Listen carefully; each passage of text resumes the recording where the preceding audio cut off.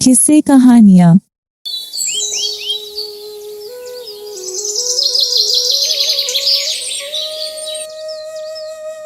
रामपुर नाम का एक सुंदर सा गांव हुआ करता था। गांव में दो भाई रहा करते थे, मदन लाल और मोहन लाल। मदन लाल बहुत ही धनवान व्यक्ति था। उसके पास धन दौलत की कोई कमी नहीं थी। और उधर उसका छोटा भाई मोहन बहुत ही गरीब व्यक्ति था। मोहन दिन भर अपने छोटे से खेत में मजदूरी करके अपने घर का गुजारा किया करता था। दोनों के माता पिता का देहांत हो गया था। माता पिता के गुजर जाने के बाद मदन लाल ने बड़े ही चालाकी से सारा धन और सारी दौलत हड़प ली और मोहन को छोटी सी जमीन दे दी ताकि वह अपना गुजर बसर कर सके। लेकिन मदन लाल इतना सारा धन पाकर भी खुश नहीं था। उसके मन के कोने कोने में धन की चाह भरी हुई थी और उसकी नजर अब अपने छोटे भाई मोहन की जमीन पर थी। मदन लाल किसी भी तरह अपने छोटे भाई मोहन की जमीन हड़पने की फिराक में था, क्योंकि मोहन की जमीन बहुत ही ज्यादा उपजाऊ थी। उसमें अच्छी खासी फसल बिना खाद या फिर बिना कुछ ज्यादा मेहनत के ही हो जाती थी। जमीन से उपजाए फसल से मोहन के घर का गुजारा और उसके बेटे की पढ़ाई लिखाई अच्छी खासी चल जाती थी और उन्हें किसी चीज की कमी नहीं होती थी। मोहन उसी जमीन के बादौलात ही अपने बेटे को शहर में पढ़ा रहा था।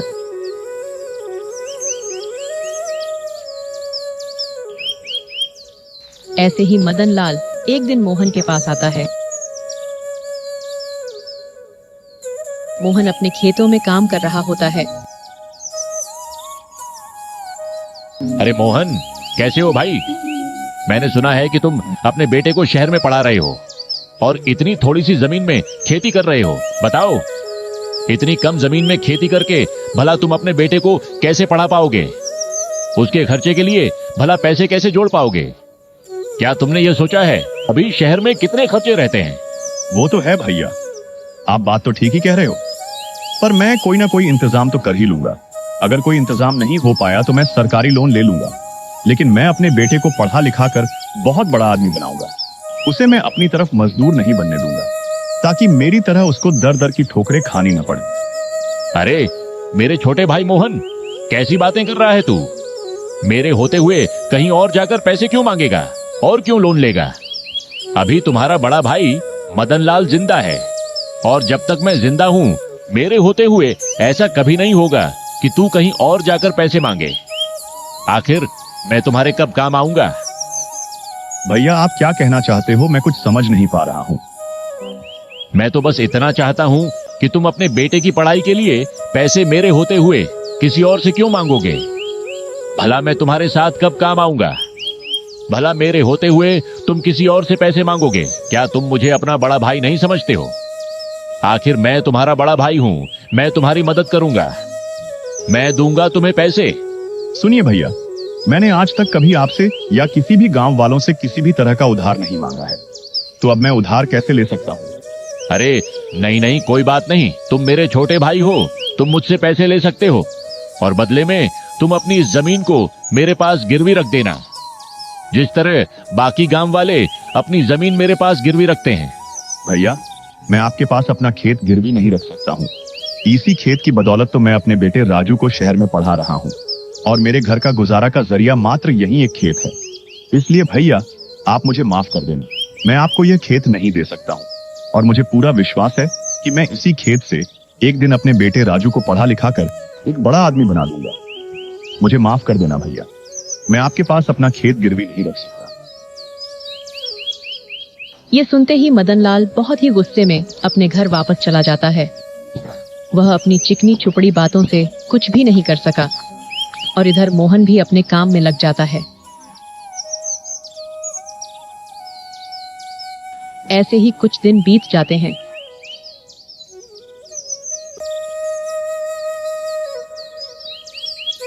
मदन लाल, तुझे किसी ना किसी तरह से मोहन से वह जमीन तो लेनी ही पड़ेगी। मदन लाल इतना कहकर सोच में पड़ जाता है कि मोहन की जमीन को कैसे हड़प लिया जाए। तभी मदन लाल के दिमाग में एक तरकीब सूझती है और वह मोहन के घर चला जाता है। अरे मोहन भाई, मुझे तुम्हारी खुददारी देखकर बहुत अच्छा लगा। मैं तुम्हारा बड़ा भाई होने के नाते तुम्हारी मदद करना चाहता हूँ और तुम भी मेरी मदद लेने से इनकार नहीं कर पाओगे। अगर तुम मुझे अपना बड़ा भाई मानते हो तो तुम मेरी मदद लेने से इनकार नहीं करोगे। ठीक है मदन भैया, ये आप मुझे क्या कहना चाहते हो? भाई, अगर तुम चाहो तो मुझसे पैसे मत लो और ना ही तुम अपनी जमीन मेरे पास गिरवी रखो। भाई, तुम एक काम करो, जो गांव के दूसरी तरफ मेरी एक जमीन है ना, वह तुम्हारी जमीन से 5 गुना बड़ी है। तुम एक काम करो, तुम कुछ दिन उस जमीन पर खेती कर लो। उस खेत में हमेशा फसल अच्छी होती है, उससे तुम्हें काफी मुनाफा होगा और उससे मिले पैसे से तुम अपने बेटे की पढ़ाई पूरी कर पाओगे। और इसके बदले में मुझे कुछ नहीं चाहिए, बस एक छोटी सी बात है कि जब तक तुम मेरी जमीन पर खेती करोगे तब तक मेरी जमीन तुम्हारे पास रहेगी और तुम्हारी जमीन मेरे पास रहेगी। अच्छा ठीक है भैया, मुझे आपकी बात मंजूर है। आप जैसा कह रहे हैं मैं वैसा ही करूंगा।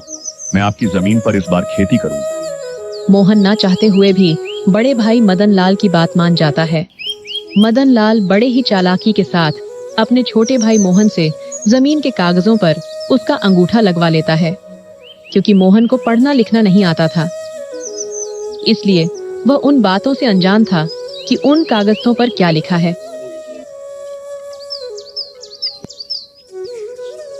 ऐसे ही कुछ समय बीत जाता है। ऐसे ही एक दिन मोहन खेत पर काम कर रहा होता है। अरे चल भाई मोहन, आज का काम तो पूरा हुआ। मैंने बाजार से लाया सारे पौधे को खेत में लगा दिया है। देखो तो कितने हरे भरे और सुंदर सुंदर दिख रहे हैं। चलो अब मुझे भी घर चलना चाहिए। दिन भर खेत में काम करते करते मैं बहुत थक गया हूँ और मुझे बहुत जोरों की भूख लग रही है, इसीलिए मुझे अब चलना चाहिए। आज भाग्यवान को बोलूंगा मस्त पालक और पनीर की सब्जी बनाए, फिर मैं खाना खाकर आराम से चैन की नींद रात भर सोऊंगा। चलो भाई, अब मैं चलता हूँ। इतना कहकर मोहन खुशी खुशी अपने घर चला जाता है।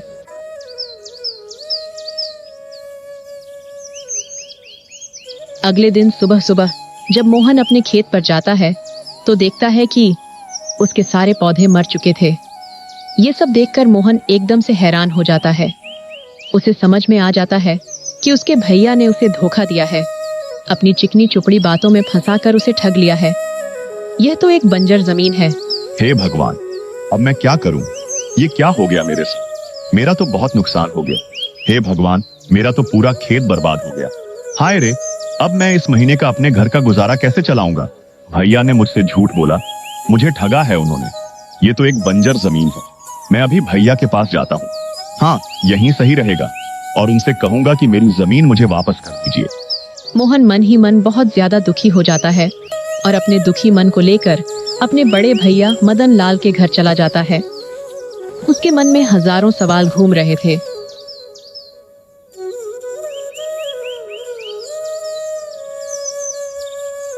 बड़े भैया सुनिए, आपकी जमीन मेरे किसी काम की नहीं है।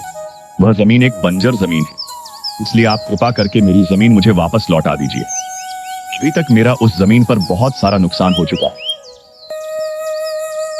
क्या रे मोहन, ये तू क्या कह रहा है? और पहले तू यह बता कि तू किससे पूछकर अंदर आया।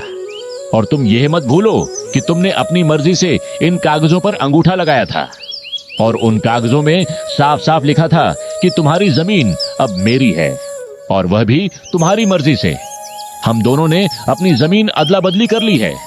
अब तुम्हारा इस जमीन पर कोई अधिकार नहीं है। अब वह जमीन सिर्फ मेरी है। इसलिए खैरियत चाहते हो तो तुम यहां से चले जाओ और जाकर अपने उस बंजर जमीन पर खेती करो। चल निकल अब यहां से, और दोबारा यहां आया और जमीन लेने की बात कही तो तुम पर मैं पुलिस केस कर दूंगा। सारे कागजात पर मोहन का अंगूठा लगने के कारण मोहन कुछ नहीं कर पाया और मायूस होकर घर लौट आया।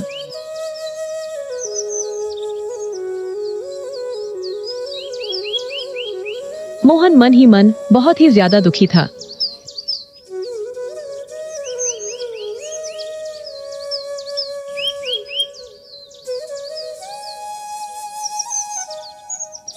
ऐसे ही दिन बीतने लगते हैं और एक दिन राजू अपने पिताजी के पास पढ़ाई की फीस के लिए फोन करता है। पिताजी, महीना पूरा हो गया है, फीस देने का समय आ गया है। इसलिए मेरी फीस भिजवा दीजिएगा। बेटा मुझे माफ कर दो, अभी घर में कुछ समस्या आ गई है, इसलिए मैं तुम्हारी फीस अभी नहीं भेज सकता हूँ। मैं क्या करूँ, अभी घर की स्थिति बहुत ही खराब हो गई है। घर का गुजारा चलाना ही बहुत मुश्किल हो गया है। मुझे माफ कर देना बेटा, मैं तुम्हारी पढ़ाई के लिए पैसे की व्यवस्था कहाँ से करूँ। मुझे कुछ भी समझ में नहीं आ रहा है कि मैं तुम्हारी आगे की पढ़ाई कैसे करवाऊँ। राजू के बार बार पूछने पर मोहन सारी बात अपने बेटे को बता देता है। वह अपने बेटे को इस बात की जानकारी नहीं देना चाहता था, क्योंकि वह घर की परेशानी बेटे को बताकर उसे परेशान नहीं करना चाहता था। पढ़ाई की फीस समय पर ना मिलने के कारण राजू को अपनी पढ़ाई बीच में ही छोड़नी पड़ती है। अच्छा ठीक है पिताजी, मैं कल ही गांव आता हूँ, देखते हैं मिलकर क्या कर सकते हैं। आप चिंता ना करें, मैं कल ही आ रहा हूँ।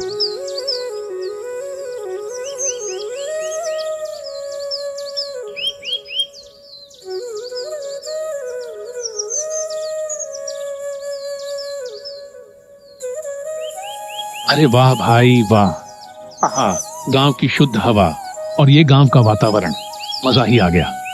शहर में तो सिर्फ प्रदूषण ही प्रदूषण है, गांव का कितना शुद्ध वातावरण है भाई।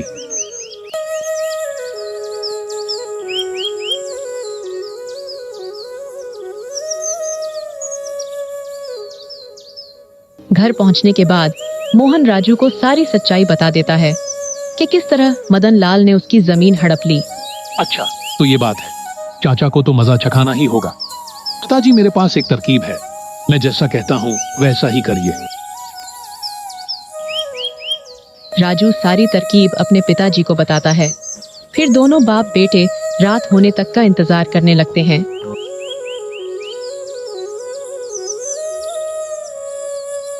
रात के 12 बज चुके थे। उस समय सारे गांव वाले सो रहे होते हैं कि तभी दोनों बाप बेटे एक एक घड़ा लेकर अपने घर से बाहर निकलते हैं और अपने खेत की ओर चल देते हैं। खेत पर जाकर दोनों बाप बेटे जगह जगह जमीन खोदकर दोनों घड़ों को मिट्टी के अंदर दबा देते हैं।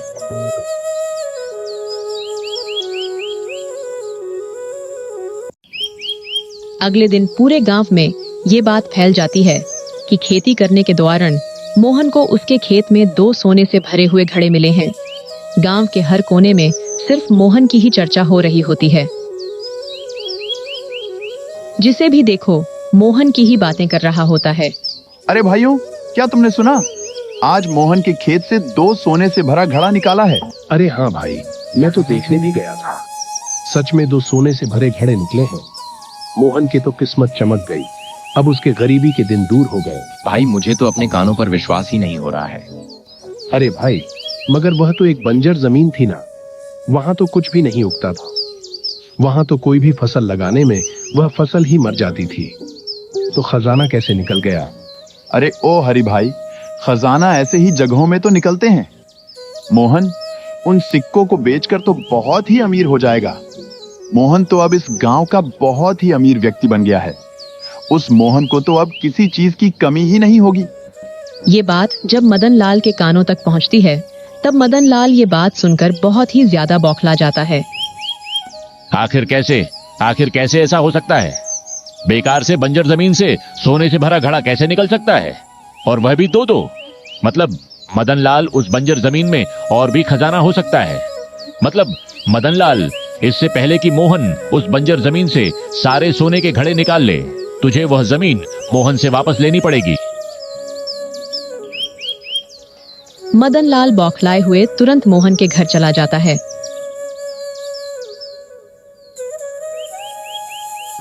अरे मोहन भाई, मुझे मेरी जमीन वापस चाहिए। मुझे मेरी जमीन दे दो। तुम मुझे मेरी जमीन वापस कर दो और तुम तुम्हारी जमीन वापस ले लो। हमने तो वह जमीन आपस में अदला बदली कर ली थी ना, और अब मेरी जमीन आपकी है और आपकी जमीन मेरी है, और आप ही ने तो मुझसे कागजात पर अंगूठा लगवा लिया था, और अब भला आप वह जमीन मुझसे क्यों मांग रहे हो? अब तो वह जमीन मेरी है और मैं आपको वह जमीन क्यों दूं? नहीं भैया, उस खेत से बहुत ही लाभ हुआ है। मैं आपको वह जमीन नहीं दे सकता हूं। कृपा करके वह जमीन मुझसे ना मांगो। अरे मेरे छोटे भाई, मैं तो उस दिन तुमसे मजाक कर रहा था, ताकि तुम उस जमीन पर खूब मेहनत करो और फसल उगाकर अपने बेटे को आगे तक शहर में पढ़ा सको। और ये देखो, ये रहे उस जमीन के कागजात। तुम इन कागजातों को रख लो और तुम मुझे अब मेरी जमीन वापस कर दो। राजू मदन लाल की सारी बातें सुनकर बोलता है, आपको आपकी जमीन वापस मिल जाएगी, पर जमीन वापस करने से पहले मेरी एक शर्त है। क्या क्या शर्त है? अरे राजू बेटा, मुझे तुम्हारी सारी शर्तें मंजूर है। बस तुम मेरी जमीन मुझे वापस कर दो। मैं तुम्हारी हर शर्त मानने के लिए तैयार हूं। आपको हमारी जमीन और उसके कागजात वापस करने होंगे, और आपको वह जमीन लेने के लिए हमें 10 लाख रुपए भी हमें देने होंगे। तभी हम आपको वह जमीन वापस देंगे और ये सारे काम कागजात पर लिखित होगा। तब मदन लाल मन ही मन सोचता है, अरे इन दोनों बाप बेटे को क्या पता कि उन सोने के सिक्कों की कीमत कितनी है। ये बाप बेटे दोनों ही बेवकूफ हैं। ये सिर्फ 10 लाख के पीछे पड़े हैं, बेवकूफ कहीं के। मैं उन सोने के सिक्कों को बेचकर एक ही दिन में करोड़पति बन जाऊंगा। हाँ हाँ हाँ बेटा, मुझे तुम्हारी सारी शर्तें मंजूर है। अच्छा तो ठीक है, अब मैं चलता हूं। मैं कल ही तुम्हारे सारे पैसे दे दूंगा और तुम्हारे सारे कागजातों पर साइन भी कर दूंगा।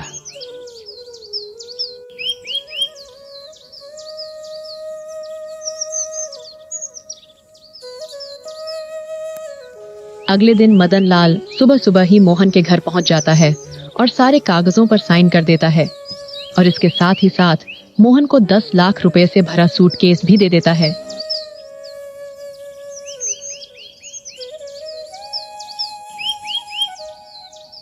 सारी प्रक्रिया पूरी हो जाने के बाद मदन लाल तुरंत ही अपने नौकर सुखिया को लेकर खेत पर पहुंच जाता है। सुनो सुखिया, पूरा खेत खोद डालो और मुझे तुरंत ही सोने से भरा घड़ा निकाल दो। जी मालिक, मैं अभी सारे खेत को खोद डालता हूँ और उन सारे सोने से भरे घड़ों को निकाल कर आपको देता हूँ। सुखिया खेत की खुदाई करना शुरू कर देता है और धीरे धीरे करके वह पूरा खेत खोद डालता है, लेकिन उसे कुछ भी नहीं मिलता है। यह देखकर मदन लाल बहुत ही चिंतित होने लगता है। सुखिया देखो, कुछ मिला क्या? नहीं मालिक, अभी तक तो कुछ भी नहीं मिला है। मैंने तो पूरा खेत खोद दिया है। बेचारा मदन लाल अपने आप को कोसने लगता है। हे भगवान, ये क्या हो गया? मुझे तो कुछ भी नहीं मिला, ना ही एक सोने का सिक्का भी मिला। मुझे तो उन बाप बेटों ने बहुत ही आसानी से मूर्ख बना दिया। साथ ही साथ जमीन के कागजात के साथ मेरे 10 लाख रुपए भी ले लिए मुझसे। हाय रे, मैं तो लूट गया, बर्बाद हो गया। मैंने मोहन के साथ बुरा किया, इसलिए मेरे साथ बहुत बुरा हो गया। अब मैं क्या करूं? मोहन ने दोनों घरों में नकली सोने का सिक्का डाला हुआ था जो वो शहर से लाया था। दोस्त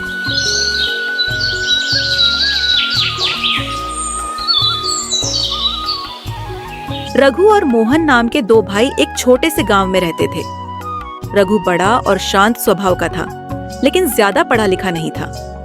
वहीं मोहन छोटा, जिज्ञासु और नटखट था। दोनों खेतों में कड़ी मेहनत करते थे, लेकिन उनकी मासूमियत और भोलेपन के कारण वे अक्सर मुश्किलों में फंस जाते थे। एक दिन काम खत्म करने के बाद दोनों भाई खेत के पास के एक बड़े पेड़ के नीचे आराम कर रहे थे। सूरज ढलने लगा था और गांव की हवा ठंडी और सुकून भरी थी। भाई, ये खेतीबाड़ी कब तक करेंगे? दिन भर खटते हैं, लेकिन हाथ में कुछ नहीं बचता। तो और क्या करें भैया, यही तो हम जानते हैं। सोच रहा हूँ गांव के बाहर जाकर कुछ नया करें। शहर में काम करेंगे, कुछ पैसा कमाएंगे, दुनिया देखेंगे, कुछ सीखेंगे। सच कहते हो भैया, यहाँ तो बस मिट्टी में खटते रहो। चलो बाहर चलते हैं, शायद किस्मत बदल जाए। खेत का काम खत्म करने के बाद दोनों भाई घर लौटे। घर में उनकी माँ खाना बना रही थी। जैसे ही दोनों पहुंचे, माँ ने उनके लिए रोटियां और दाल परोसी। आ गए मेरे बेटों, बहुत थक गए लगते हो। आओ खाना खा लो। हाँ माँ, आज खूब मेहनत की, फसल भी ठीक लग रही है। लेकिन मेहनत के बाद भी हमारे हाथ तो खाली ही रहते हैं। ऐसी बात क्यों करते हो बेटा? भगवान का शुक्र है कि मेहनत से पेट तो भर रहा है। खाना खाते खाते रघु और मोहन ने अपनी माँ से अपने दिल की बात कहने का फैसला किया। माँ, एक बात कहनी है। क्या हुआ बेटा, सब ठीक तो है? हम सोच रहे हैं कि गांव के बाहर जाए। यहाँ खेतीबाड़ी से हम सिर्फ गुजारा कर रहे हैं। बाहर जाकर काम करेंगे, कुछ सीखेंगे, पैसा कमाएंगे। हाँ माँ, भैया सही कह रहे हैं। बाहर दुनिया बड़ी है, वहाँ शायद हमारे लिए कुछ अच्छा हो। माँ कुछ देर चुप रही। उनके चेहरे पर चिंता और प्यार के मिले जुले भाव थे। बेटा, मैं जानती हूँ कि तुम दोनों मेहनती हो, लेकिन बाहर की दुनिया बहुत बड़ी और मुश्किल है। मैं कैसे तुम्हें अकेले जाने दूं? माँ, हम छोटे बच्चे नहीं हैं। हम साथ रहेंगे, एक दूसरे का ध्यान रखेंगे और हर महीने आपको पैसे भी भेजेंगे। हाँ माँ, आप चिंता मत करो। हम अपनी किस्मत आजमाने जा रहे हैं। अगर कुछ नहीं हुआ तो वापस आ जाएंगे। माँ की आंखों में आंसू आ गए, लेकिन उन्होंने अपने बेटों का हौसला नहीं तोड़ा। ठीक है बेटा, अगर तुम्हें लगता है कि तुम्हारी किस्मत बाहर है तो जाओ, लेकिन याद रखना, ईमानदारी और मेहनत से बढ़कर कुछ नहीं। अपनी माँ की बात हमेशा याद रखना। दोनों भाई खुशी से माँ के गले लग गए। हम आपको निराश नहीं करेंगे माँ। हाँ माँ, हम जरूर कुछ बड़ा करेंगे। अगली सुबह दोनों भाइयों ने अपनी सारी बचत इकट्ठा की, थोड़ा सा सामान बांधा और माँ का आशीर्वाद लेकर गांव से निकल पड़े। उनकी आंखों में बड़े सपने और दिल में नए जोश का जुनून था। दोनों भाई कई मील चलने के बाद एक नए गांव पहुंचे। गांव में बाजार सजा हुआ था, हर तरफ चहल पहल थी। वे गांव के चौराहे पर खड़े होकर इधर उधर देखने लगे। तभी एक आदमी जो दिखने में अमीर और प्रभावशाली लग रहा था, उनके पास आया। यह आदमी रामू था, जो असल में ठगी करने में माहिर था। अरे भाई, क्या आप लोग नए हो इस गांव में? जी हाँ, हम पहली बार आए हैं। कोई काम की तलाश में है? ओह, तो काम चाहिए। मैं इस गांव का सबसे बड़ा व्यापारी हूँ। अगर तुम मेरी मदद करो तो मैं तुम्हें अच्छा पैसा दूंगा। भैया, यह तो अच्छा मौका है, हमें काम मिल गया। रामू ने उनकी भोली सूरत देखी और मन ही मन सोचा, ये दोनों तो मेरे लिए आसान शिकार हैं। इनसे पैसे ठगना बहुत आसान होगा।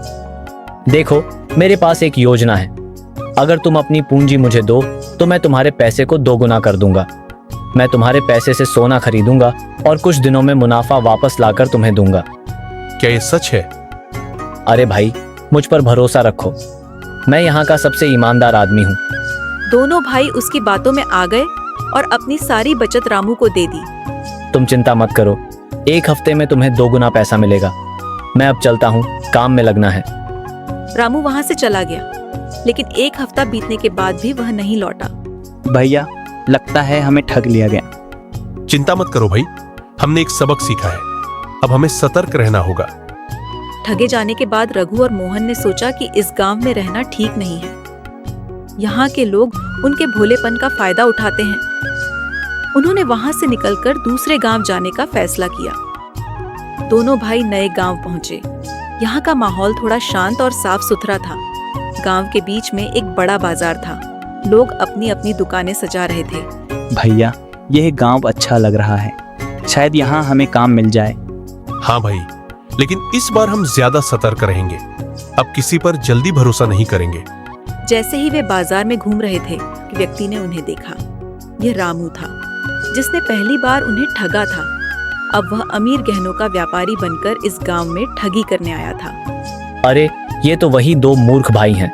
इनकी शक्ल देखकर ही लगता है कि ये फिर से मेरे जाल में फंस जाएंगे, लेकिन इस बार इनसे और पैसे ठगूंगा।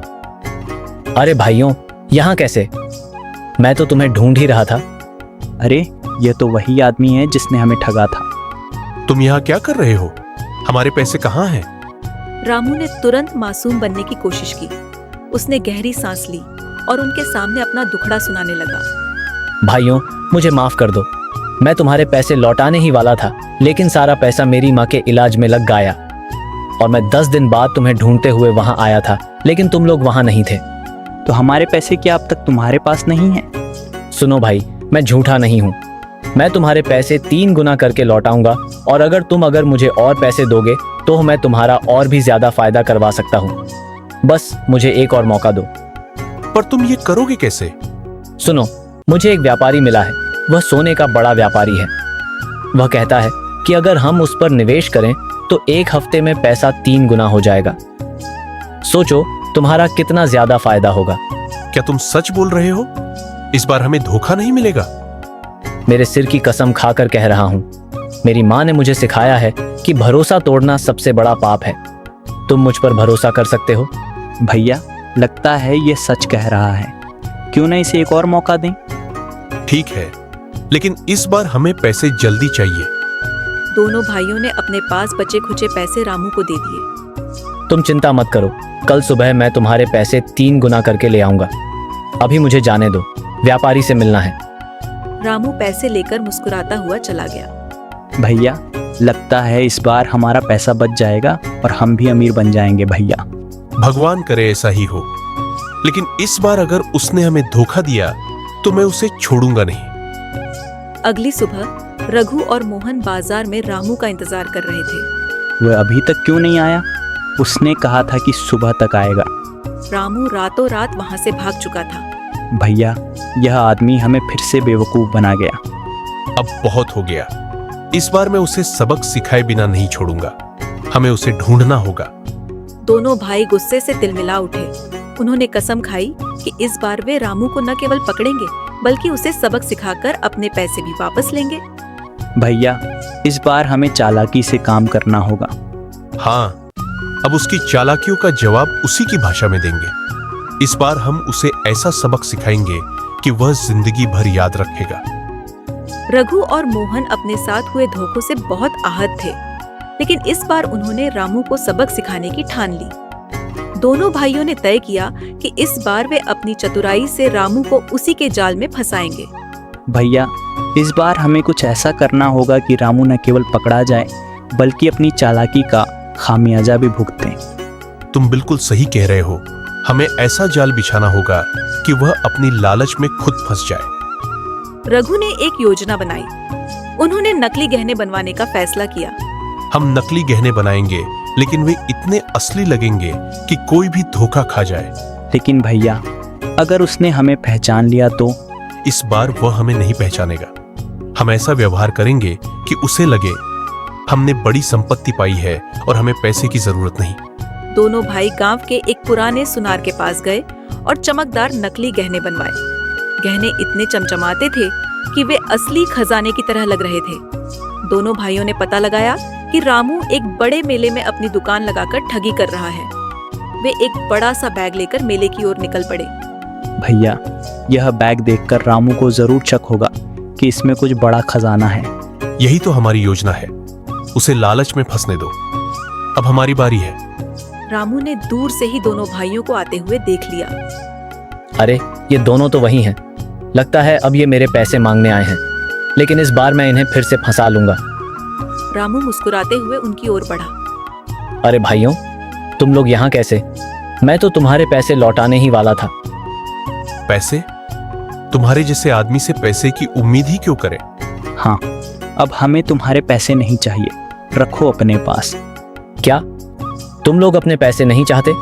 क्या कोई लॉटरी लग गई है? लॉटरी से भी बड़ी बात है। भैया ने एक बड़े व्यापारी की मदद की। उसने हमें शाही खजाने के गहने दिए। अब हमें तुम्हारे पैसे की जरूरत नहीं। रामू की आंखें चमक उठी। शाही खजाने के गहने? क्या सच में?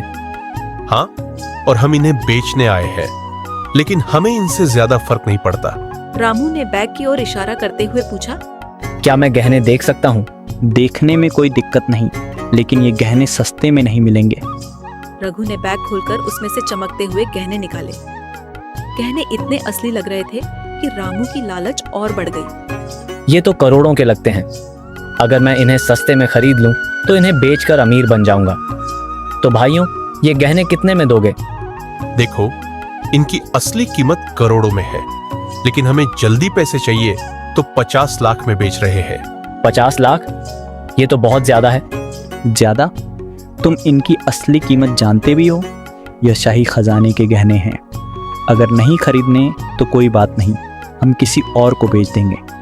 रामू को लगा कि अगर वह इसे नहीं खरीदेगा तो उसका बड़ा मौका छूट जाएगा। ठीक है, मैं 50 लाख दूंगा, लेकिन तुम्हें गहने यहीं देने होंगे। हमें कोई दिक्कत नहीं, पैसे दो और गहने ले लो। रामू ने किसी तरह 50 लाख रुपए इकट्ठा किए और उन्हें दे दिए। ये लो तुम्हारे गहने, अब हमें कोई दिक्कत नहीं। हाँ, अब हम जा रहे हैं। रामू गहने पाकर बेहद खुश था। उसे लग रहा था कि उसने दोनों भाइयों को वापस से ठग लिया। अब मैं इन्हें बेचकर करोड़पति बन जाऊंगा। रामू ने गहनों को जांचने के लिए और बेचने के लिए एक सुनार के पास ले गया। सुनार ने गहने देखते ही कहा, ये गहने पूरी तरह नकली हैं, इनकी कोई कीमत नहीं। रामू का चेहरा सफेद पड़ गया। नकली? ये कैसे हो सकता है? मुझे ठगा गया। रामू ने तुरंत रघु और मोहन को ढूंढने की कोशिश की, लेकिन तब तक वे वहां से जा चुके थे। मुझे मेरी चालाकी का जवाब मिल गया। इन दोनों ने मुझे हरा दिया। दूसरी ओर रघु और मोहन ने अपनी चतुराई से न केवल अपने पैसे वापस लिए, बल्कि रामू को भी उसकी करनी का फल चखा दिया। देखा भाई, चालाकी का जवाब चालाकी से देना ही सही होता है। हाँ भैया, और इस बार हमने उसे सबक सिखा दिया। भैया, अब हमने समझ लिया कि हमें मेहनत के साथ साथ अपनी बुद्धि का भी इस्तेमाल करना चाहिए। हाँ भाई, और सबसे बड़ी बात यह कि हमें किसी पर जल्दी भरोसा नहीं करना चाहिए। दोनों भाई अपने गांव लौट गए और वहां एक सफल जिंदगी बिताने लगे। सीख: कहानी सिखाती है कि सच्चाई और मेहनत के साथ साथ चतुराई भी जरूरी है। बिना सोचे समझे किसी पर भरोसा करना नुकसानदेह हो सकता है।